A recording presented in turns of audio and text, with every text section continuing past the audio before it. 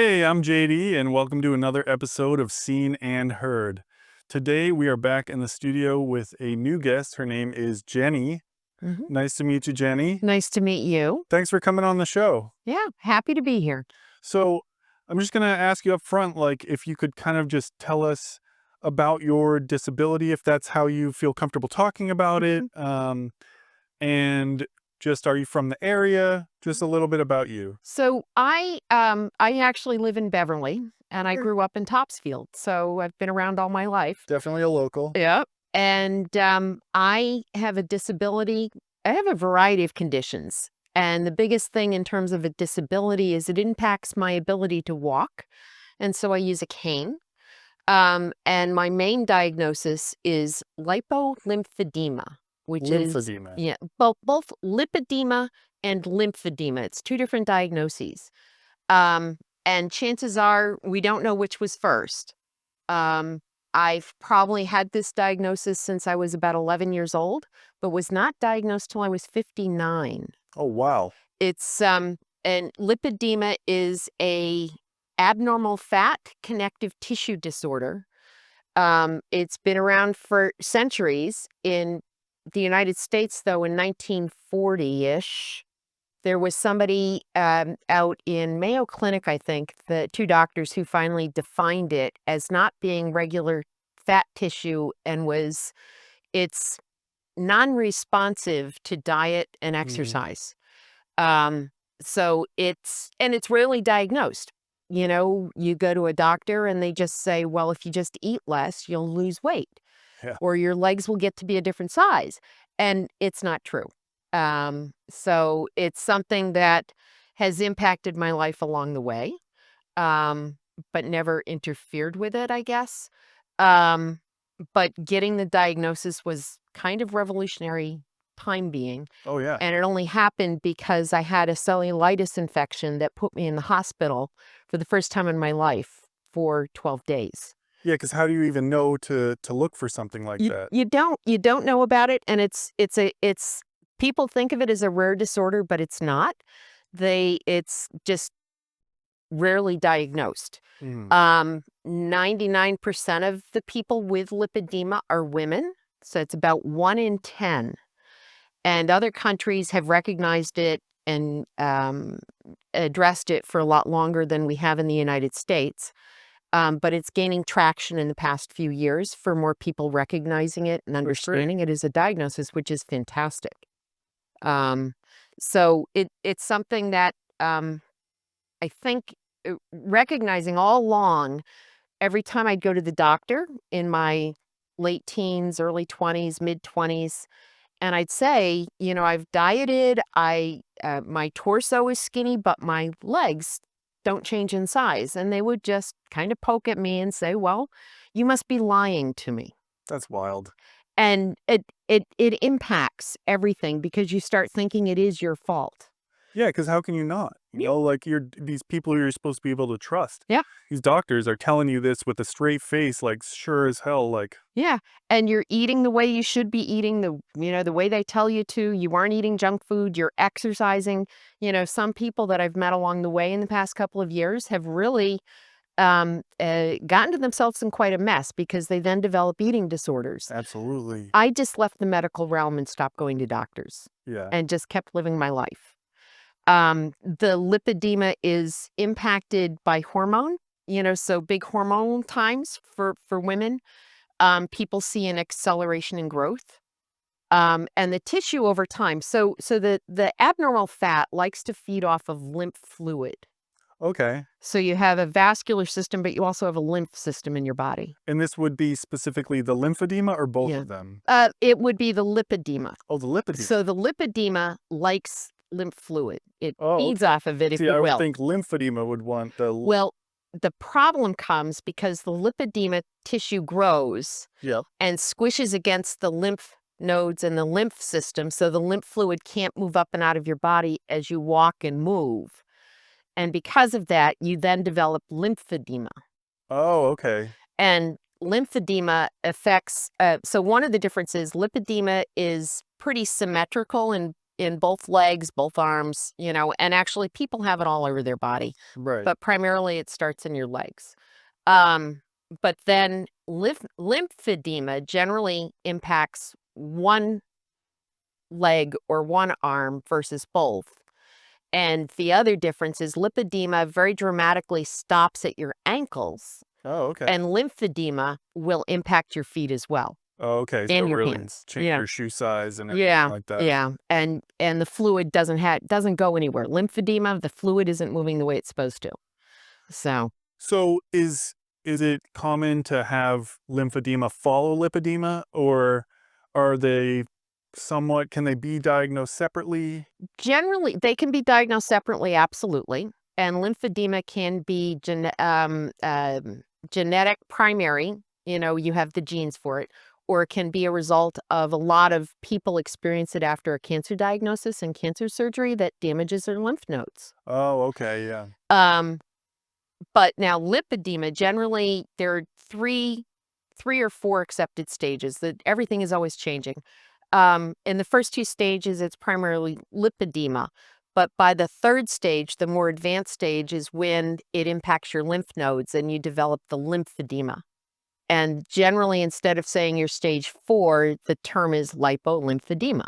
Oh, okay, so they're just kind of compounding it. Yeah, absolutely. So, how do you feel about those stages? Do you feel like there should be more? Do you, because like there's a lot of like boxes that I Mhm. get put into with my, Mm. diagnosis and stuff like that, as far as like, my sensation level or my mobility level and stuff like that.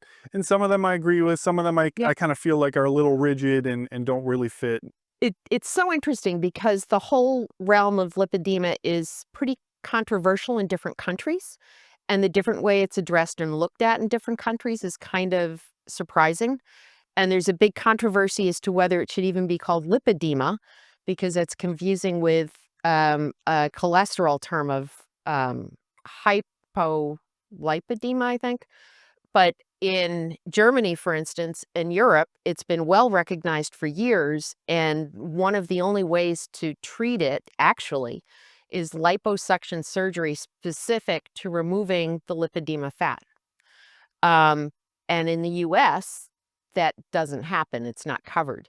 And it's not even recognized. While the international world of medical coding added a lipedema code to the medical coding in their what they call ICD-11, that's Hmm. been adopted in Europe and a couple other countries as well. But it's not, we in the United States are still using ICD-10 Oh, wow. that does not include a lipedema code.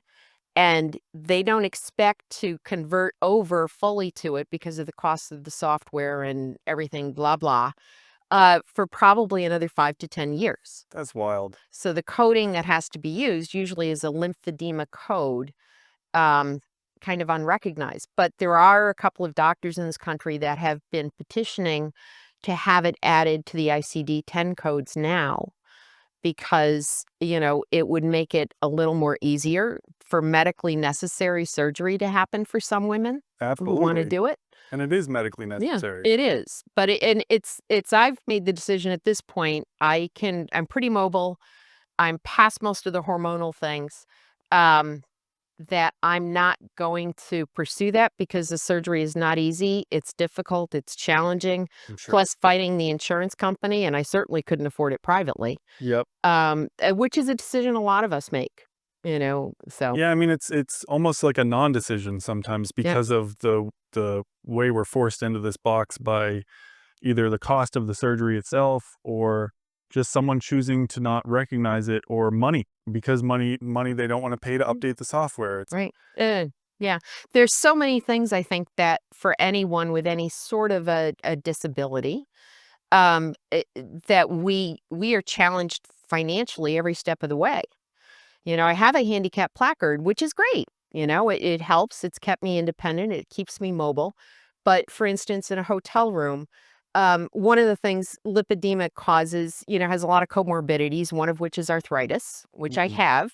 So for me, when I go to a hotel, I am much better off getting an accessible room. because of the grab bars, stuff Right. like that. Yes. Oh, dear sweet heavens, yes. But one of the problems is in a smaller hotel, they'll put those rooms on the first floor naturally, but those are usually premium rooms, Mm, and they actually end up charging more yep. for an accessible room. So you have to go and say, listen, I don't have a choice to get a cheap room, and really Right. fight to get the rate. So, you get nickeled and dimed along the way in really obscure ways that it comes off. So money becomes a big factor. Equipment costs money, services cost money, to go for physical therapy that isn't covered by insurance costs. It all costs money. I tell people a lot, like, the disability is a disability in itself, but dealing with insurance on top of that with having a disability is almost like another disability. And I feel very fortunate because I have a very good insurance. Yeah. So I feel very good about that. Oh, that's great. So that's helpful. But I am getting ready to go on to Medicare. Yep. And some of the things that I do are not covered. So it's going to be interesting to see the choices that I make. Yeah, I had an interesting experience recently because, I'm on Medicare because I kind of have to for my caregiver hours. Right. And so, like, a lot of dentist offices are really small. Mm-hmm. And I'll go into those and I'll try and make it work. Like, I'm half out of the room. I'm a big guy and there's a big Yep. chair. And I'll go to like some of these nicer dentist office that have like a bigger room, Mm-hmm. and they're like, "Oh, we don't take mass health." And I'm like, "But it's a secondary." And they're like, even if you have mass health, we can't take you." And it almost feels like it's like this discrimination against people with a disability Right. because if you have a disability in Massachusetts, you almost always have to have Right. mass health for some reason. Yep. Well, and the interesting thing, because I actually teach about this a little bit in my work, Medicaid, Mass Health is Medicaid, Right. and the federal government has minimum standards for Medicaid. Massachusetts actually exceeds those standards in a number of ways, which then is part of their state budget. But it's still so many things aren't covered under it that should be. But for instance, I manage a Facebook group for people with lipedema in New England. Oh, nice. And women in Maine who are on the Medicaid program there get less services that they need than the women who are in Massachusetts are able to get. That's Kind of like hard. a squeakiest wheel gets the grease Yeah. situation. Yeah, squeakiest wheel, or just different states operate differently. And Maybe there's more of a about the population Yeah. here too Mm. that's able to like kind of get the information they need to even self-diagnose to Yep. some degree. Yeah, I would say about 60% of people with lipedema have not been able to get a diagnosis because the doctors aren't aware of it. Yeah. And that even happens here in Massachusetts. There are very few primary doctors and nurse practitioners who even understand what it is, more now than 5 years ago. But it sometimes can be difficult getting a diagnosis because there's no test for it yet because there's not been a lot of research done on it. But there is lymphedema tests. Yeah, lymphedema, I believe, is still also a physical test, but it's much Okay. more accepted. It's not considered obesity.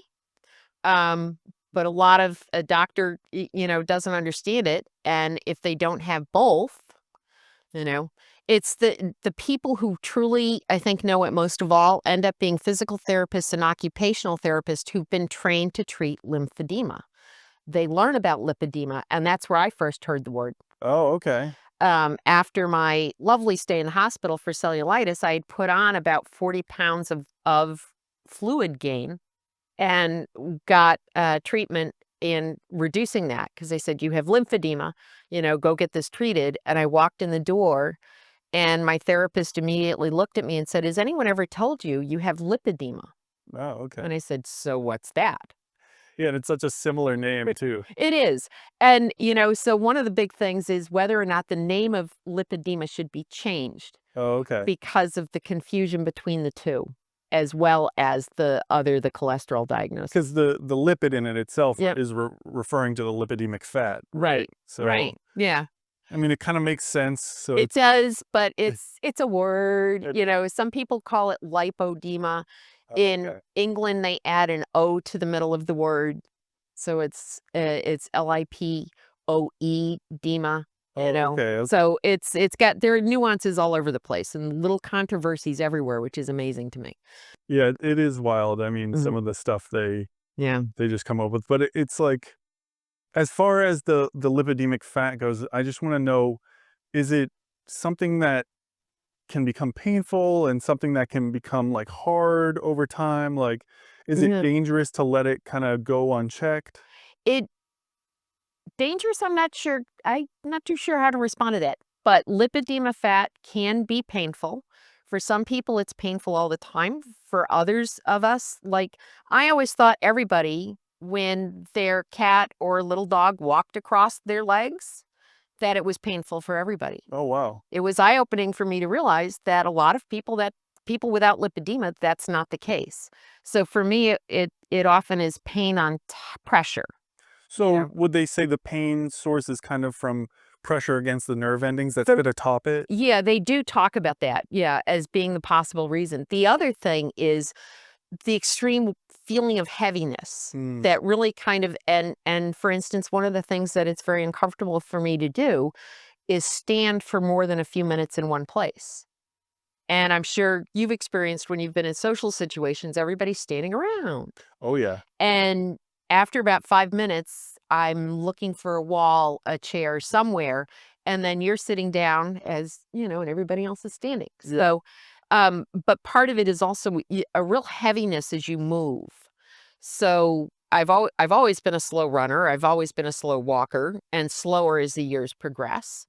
Um, but recently, my doctor put me on a medication that isn't prescribed for lipedema, but anecdotally reduces excess inflammation. Okay. And anecdotally, women with lipedema who've taken it, it reduces that feeling of heaviness. And I have to say, by the third day, I caught myself walking around, not trying to multitask and do as many things as I could in a short distance, but kind of walking back and forth, and realized for the first time in my adult life, I didn't feel like I was carrying a half dozen bowling balls around on each leg with Wow. every step. Do you mind saying what the name of the It medication is? it is a GLP-1 medication that's Oh, okay. prescribed for either weight loss, diabetes, Yeah. or hearts, or sometimes sleep apnea. And, it is not, been tested or tried for lipedema. There are tests underway right now for inflammation, which would be amazing, once that passes through. But it's, something that I started to see anecdotally. Women who were going on it with lipedema were saying this is what happened. Wow. They may not have lost a lot of weight from it, but immediately they could move better. The inflammation disappeared, and it's been kind of eye-opening. That's awesome. Yeah. I mean, for me, I don't know how similar it is, but I deal with like really extreme nerve pain Mhm. constantly, like my Well, whole body. And it's like I'll get that sensation of really extreme heaviness, yeah. but it's not like I don't have like a physical thing to look at to say like, oh, that's, Right. my leg is physically bigger, or like it's heavier. It's like certain weather systems and pressure systems will just create this intense pressure on my Mm. nerves, which feels like I'm made out of metal or stone and I weigh like 1,000,000 pounds. And like the nerves themselves just get fired all over the place. So I'm always curious. Like I tried an anti-inflammatory diet, Mhm. like really extreme one Mhm. that I lost a lot of weight on, and I didn't really like that because if you lose a lot of weight with a spinal cord injury and you're sedentary, there's higher risk of pressure sores and bony Yeah. prominences. We don't want Um, that. exactly. So it's always interesting to me, Mm. like what people find helps them in terms of anti-inflammatory stuff. It's it's been this GLP thing is really interesting around that, and they're doing studies now. They're starting to I don't know which drug company it is working on one. So Zepbound, the one that I am on, is both a GLP-1 and a GIP. Don't ask me what those words stand Yeah, for. I've never heard this. But there's one under trial now that contains a third ingredient Okay. that actually is supposed to be more effective and less side effects. Okay. That should be out in the market maybe next year, the year after, with any luck. So it's all very interesting. The other thing that you mentioned, anti-inflammatory diet, because I truly believe no one thing works for everybody. Hmm. But in lipedema, one of the things, if you're not going the surgery route, is conservative treatments, and one is doing going to see a physical therapist, and they wrap your limbs that Uh, pushes the excess fluid out, and which is what I did in the beginning, and lost 60 pounds, but also lost a lot of girth, if you will, in my very large limbs okay. because it was some excess fluid that was there. Right. But then you then wear compression every day for the rest of your life. Yeah. So right now I have compression on from my feet to right about here. But I'm used to it now, and I've been able to do that, maintain that for over 5 years, which is pretty amazing. But on top of that, looking at the foods you eat, and you could look at a Mediterranean diet or a RAD diet, which I can't remember what it stands for, an anti-inflammatory diet, and all of those were so-so. But what I started to realize and recognize is different foods cause different reactions in me. Mm, And one of the comorbidities for lipedema is a mast cell activation syndrome. Again, okay. rarely diagnosed because it requires genetic testing and, not, it's not, mast cells have not been recognized for much, but they're all over your body and impact everything. So when you have a reaction to a shot, and you get a red spot on your arm, that's a histamine reaction, but that's your mast cells. Okay. And so mast cells can be reactive in all sorts of ways, including from what you eat in your gut. And so I started looking at that, and it was again learning from, and we all with this learn from each other, more from the medical realm. That a lot of people with lipedema have trouble eating nightshades, which are Okay. tomatoes, peppers, eggplants, and white potatoes. Okay. I took those out of my diet, and it was amazing. Really? Okay. Joint pain changed. Tomatoes, I had started to notice I would get, rashes and sores around my mouth from tomatoes. From like the acidity. Yeah, but it was also much bigger than that, Right. I'd have gut problems, and so then I started looking at other things and, recognized that if I took a lot of dairy products out, and I figured out, for instance, I can't eat regular yogurt, but I can eat, uh, uh, is Icelandic yogurt. Oh, the skier. Yeah. Yeah, I can do the skiers.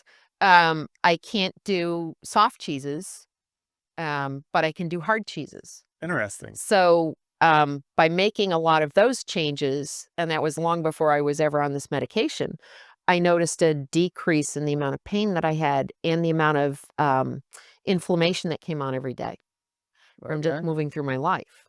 So, over the past 5 years, none of these things happened all at once, Right. but it made some pretty dramatic changes in the way I live my day. Do you keep like a log that kind of made like you look back at it and you're like, oh, and you had that revelation of, okay, maybe this feeling I am feeling is true. Like, cause Yeah. I keep a log of like my pain every Yeah. day and stuff like that and my Yeah, diet. I absolutely do, and it wasn't easy to be consistent and start it, No. but it's but it certainly has made a difference over time. And I think the other thing was, there's a whole page of different things you can do for my day-to-day self-care. Um, if I tried to do them all at once, I wouldn't be doing any of them. Yeah.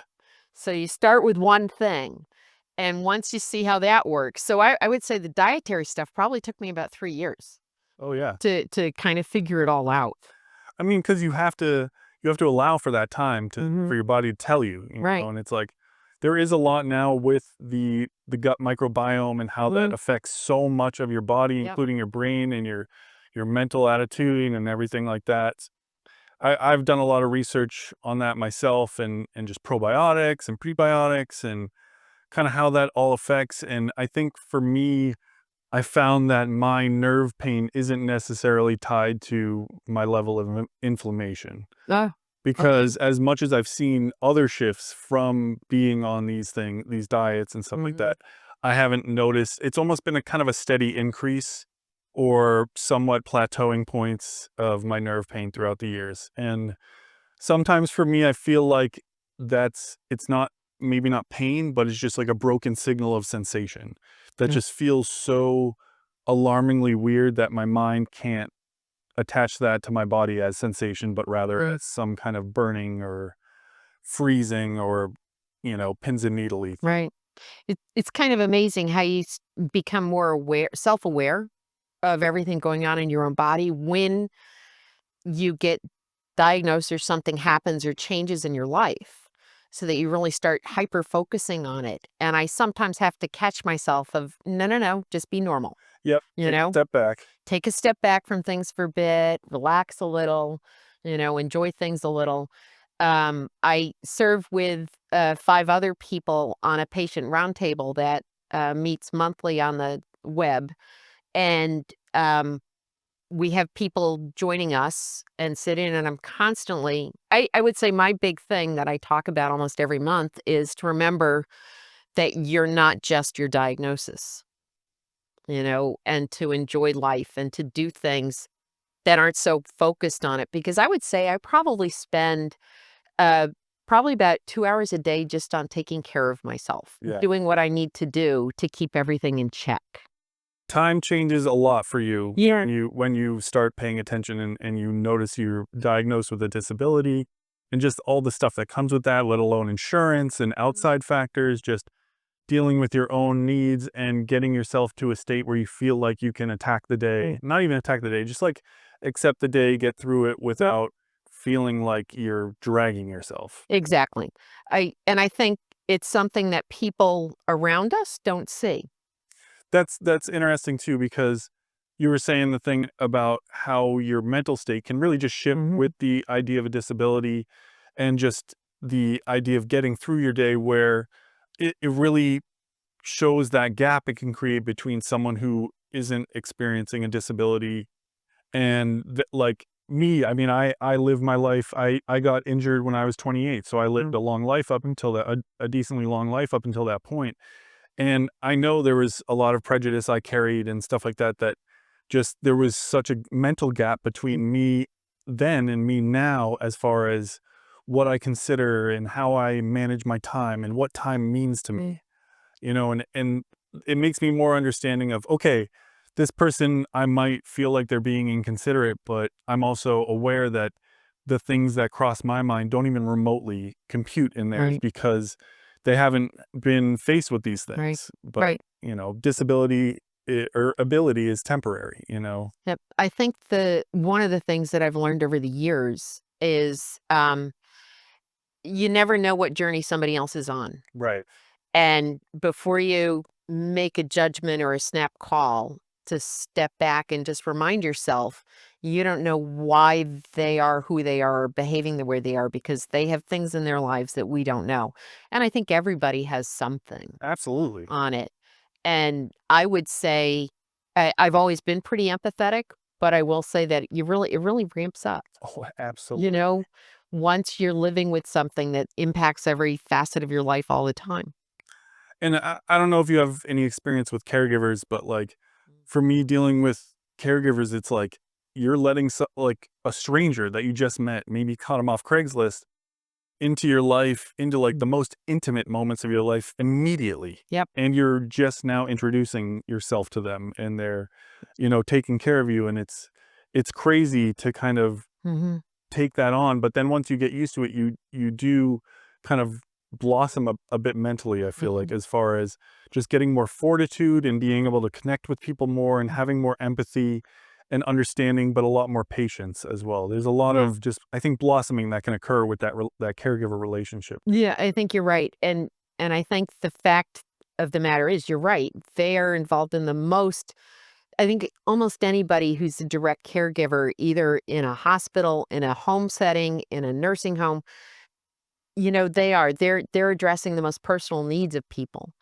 And some folks, especially as you age, they're even more acutely aware of when somebody is taking care of you. And Mm. it's hard. But you do build a whole nother layer of, well, all right, I'll drop trout for anybody now, because I have no choice, Oh you yeah. know. But you also become more aware of their lives too. And I think caregivers, you bond with your caregivers, Yeah. wouldn't you say? Oh, absolutely. Yeah, I don't have one personally. I don't use one yet, but I am very aware from various facets of my life about that and the bond that people make, and that's important too. It's a unique bond too because it's not one that I feel like I find it's got pieces of relationships elsewhere in Mhm, my life, but there's something very weird and unique about it. mm, And it's just a level of like trust and vulnerability that mm. is just you're asked to take it on in a very short period of time. Yes. And Mhm. you kind of have to just go with it because the consequences otherwise are pretty bad. Yeah. It's like you're either stuck in bed all day and you're getting pressure sores or Yeah. I think part of that too is just it just really lets you know that okay, the relationships in your life are hyper important Mhm. because if you can't find a caregiver, like who is going to care for you other than yourself if you Right. squander your relationships? Exactly. So I think it's really important to meet people and to just kind of grow and learn and be patient and kind of ask questions, but never assume that something is just malicious, Yeah. you know. I've gotten a lot better of asking for help, It's an important skill. and it's not an easy skill. No. It's also I think it's also very hard for me to not snap at people who start helping me when I don't want it. Right. It could be something as simple as opening a door. Yep. Well, or my cane will fall on the floor all the time and people are running to pick it up. Well, one of the things with lipedema, comorbidity, is Ehlers-Danlos syndrome. Oh, yep. We had a guest on Yeah, here. you did. And hypermobile Ehlers-Danlos syndrome. So for me, bending down and picking that up is actually something really easy. But so it's like, "Oh, no, I can get it." But it's like, "No, no, no. They wanna help, it makes them feel good. Just let them do it." I know it's mental gymnastics to some degree. It is. It is, it is. I'll find myself like at home with my wife and, I'll be trying to get my straw or something and I'll be struggling, but I kind of want to do it myself. But then, there's sometimes where I don't want to do it myself. And it's like, wait, I have to remember she can't read my mind. I have to just ask her Yep, or just yep, tell her, yep. And I guess that goes to just how important communication is. Like, and that kind of fits in with the caregiver thing and just with you and I Mhm, and being able to communicate these things and learn and grow and evolve mhm. as people together. Because if we sit in silence and just assume everything, how do we really know anything? You don't have a exactly. And I think it's also helps others understand our world better. I think I've become a lot more aware, and I would say I probably started using a cane a long time before I had either diagnosis. Probably back in 2010, 2011. But people start looking at you differently. I'm the same person, but all of a sudden, it's like I don't have the education, I don't have the skill set. It's like you're not seen, and I Yeah. love the fact that your program is seen and heard Thank you. because I think that's so important for people to recognize, and I think it's inadvertent that it happens, but it makes, our voice stronger that we have to have the voice to speak up and participate and be involved Absolutely. because otherwise, it's we're silent anyhow, and people don't look at us and don't consider making the world more inclusive for everyone because it works for them. Well, it doesn't work for us, Right.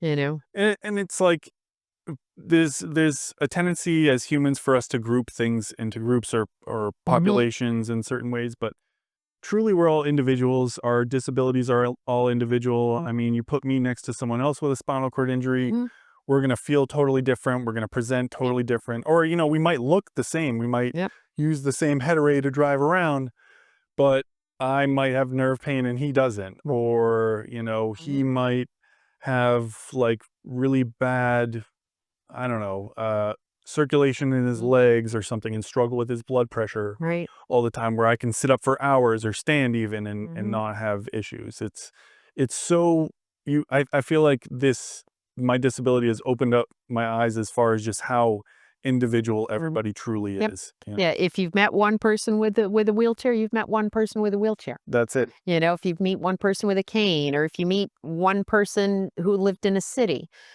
you're right, we're all unique and we're all different, and people There needs to be a strong embracing of that uniqueness of each person in how society works even. Yeah, because it's I don't say these things to make it daunting for people to want to Mhm. introduce themselves to us. I want it to feel very, like, natural, like we're all just different individuals. It's not like, my disability puts me in a group where I can only interact with them and you can Right. only interact with your people.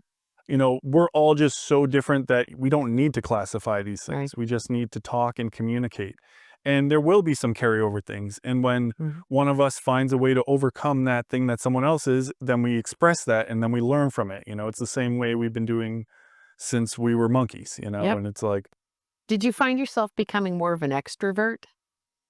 I mean, I've always kind of been an extrovert, Oh. but Mhm. the way it went, kind of, I guess, when I had my injury, I became an introvert at first when I'm Mm. in my first recovery stages and kind of coming out of that, and then kind of dip back up to extrovert. So I guess in a way, yes, because Mm. I hit a dip that I wouldn't have without my disability, but then came back up because there is that almost rebirth once you have your diagnosis or you become disabled. Mhm.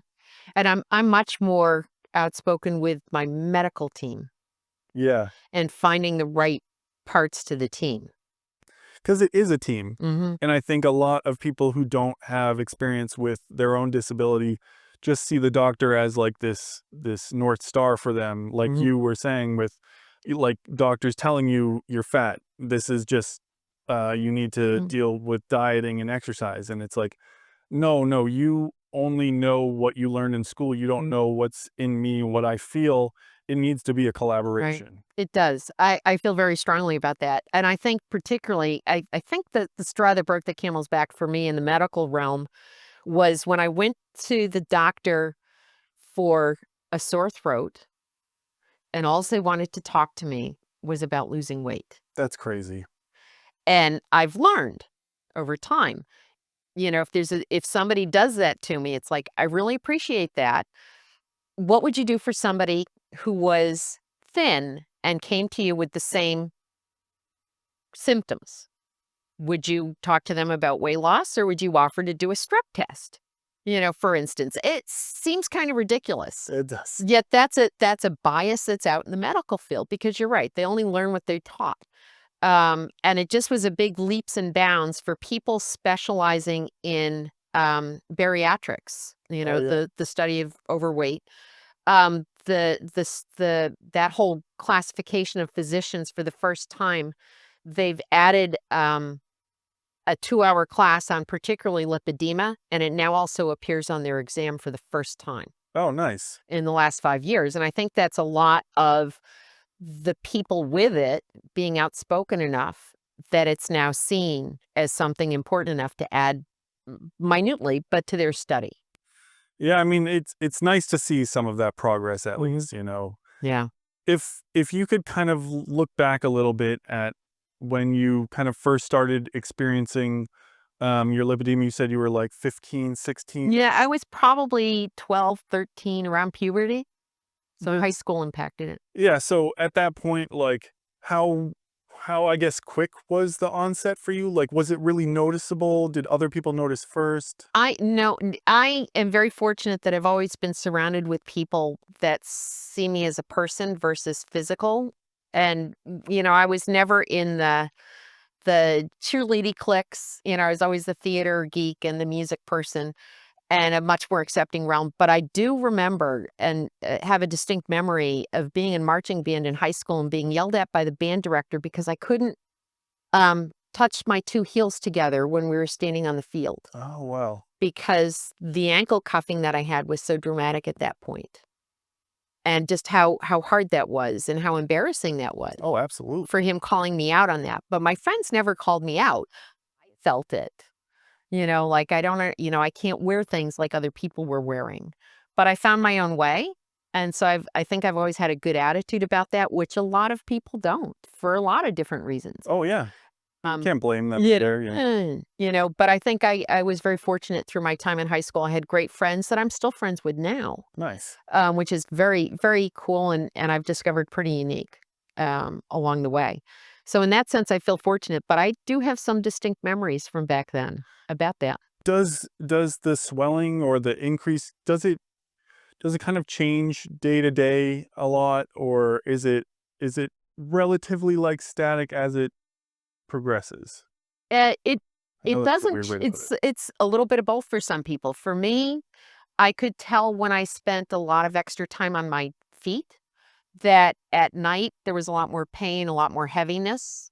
Um, and then it would go down overnight because 'cause you're horizontal, so the Mhm. fluid can work its way back up and out, and you'd be back at it the next day. So, for about 15 years, was involved in events and planning and running festivals and things, and those days got tougher and tougher as the years progressed, but it wasn't a daily thing, but over time, you could tell it was getting a lot harder, and it was time for me, and for a lot of reasons, that I was able to switch to a second career that I loved, Mhm.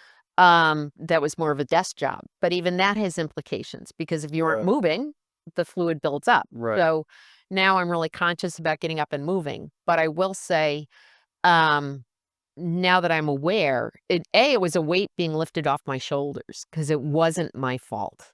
Yeah, that's so important, that validation when That you was experience that. huge. Yeah. And then to start doing the research and getting strategies in place so that now, my days are pretty even.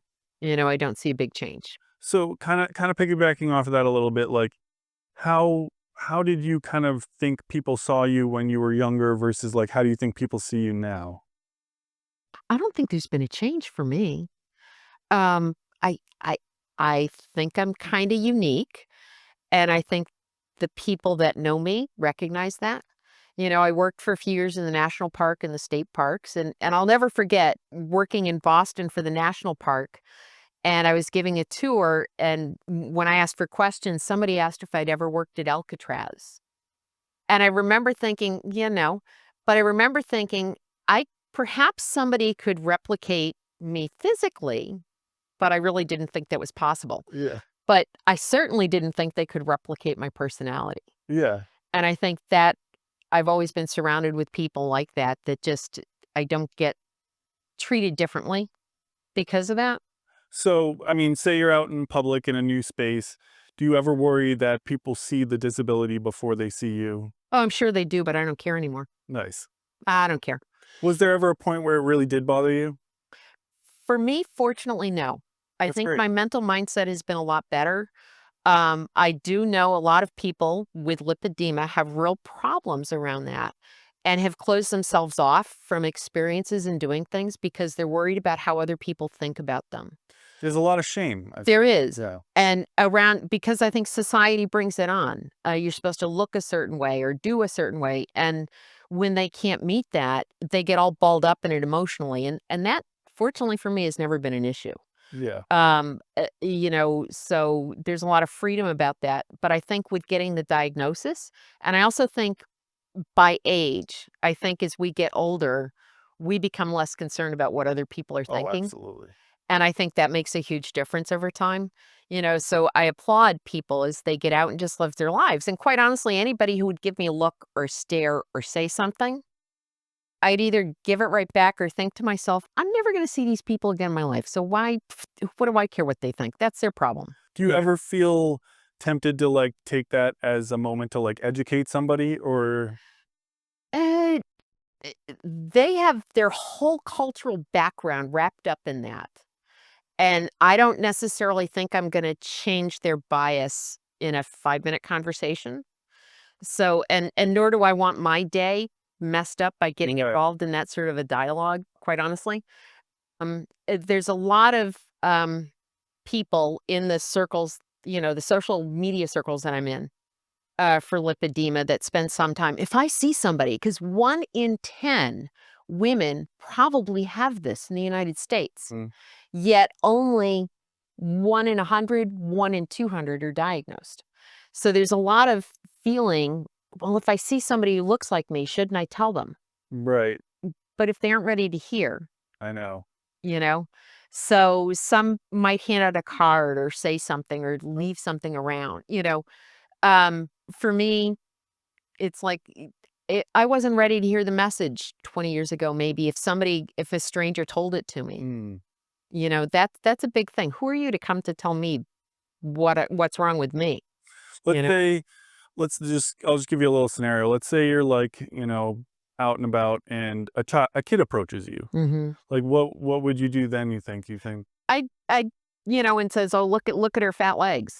Or like You she know? asks you about Yeah. them rather than maybe like pointing them out. Yeah. Like just I would just say, we're all different, and this is who I am, and, some people have big legs and some people don't. nice. I mean, I get asked, I feel like a lot of questions because I get a lot of stares from little kids, especially because of the chair. And like if I stand up, I'm 6'4", and standing in this chair, I'm Wow. probably like 6'7" or something, Yeah. a little off the floor. So it can be very visual, like Yeah. and draw a lot of people's attention. And it has actuators, so it's making noise as I'm going up Mm. and down. So I'll often get questions from kids. So I'm Mm. I'm always curious how people kind of handle stuff like that. Especially with kids, I just tend to smile and say, "Yep, those are me." You know? It's just do you have the ability to kinda stop halfway? I do. Kinda be eye level with people? Yeah, and I'll do that, and Yeah. and sometimes, like, it's, like, a little bit of an awkward position because maybe the front Yeah. will be a little more Yeah. forward, but Yeah. I'll usually stand, but, if I stand all the way up and I'm kinda having, like, long conversations and I haven't it's been a while since a meal or I haven't had a lot of water, my blood pressure can kinda Oh, start to tank, that's or, trouble. if I get a little anxious, my BP can, like, kinda tank Mm. a little bit and just kinda Mm. flood into my legs, and it's like it's so weird because it's a very strong visceral feeling of almost like molasses blood Mm. coming out of my veins from up top and just pooling down into my Yikes. legs. Yikes. Must be fun at Halloween. Yeah, totally. Halloween's fun. I usually go out and we're usually giving out candy out front, Yeah. and I'll dress up and stuff like that. But Yeah. Yeah. it's always been one of my favorite I had a holidays. vision of you in the standing position with a big black cape, with oh, yeah. I've Mhm. wanted to do stuff like that where you like scare some, but then I'm Yeah. like, should I scare a kid and have them associate that? Yeah, no, not good. Probably not a Not a good idea. Well, it's been really great talking to you. I've enjoyed it thoroughly. Is there anything that maybe I might have missed out on or misspoke or that you wanna correct me on or that Nope. you kinda feel like needs to be said? Well, I will say for anyone out there who thinks, "Oh, this could be me," because there is somebody. 1 in 10. Um, One of the big things is we all learn from each other. To plug in Lipedema, there's a couple of big organizations. There's actually a great organization called the Lipedema Foundation to start with.